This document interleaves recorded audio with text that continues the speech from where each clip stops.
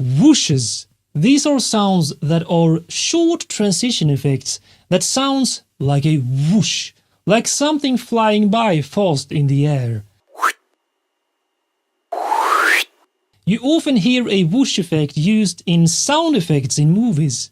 For example, in fights when someone swings his fist or weapon towards the opponent, making a whoosh sound in the movement, followed by a punch or hit sound.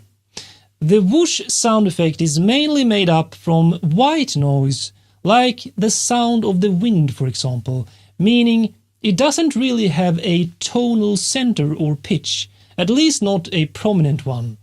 But it has movement in it that quickly changes its tonal center and sometimes even the stereo field.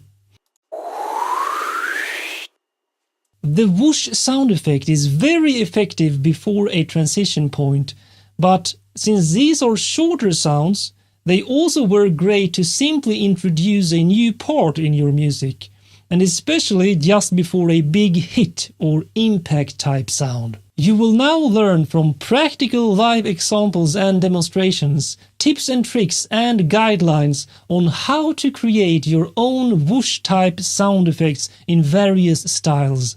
So let's continue in the next video right now.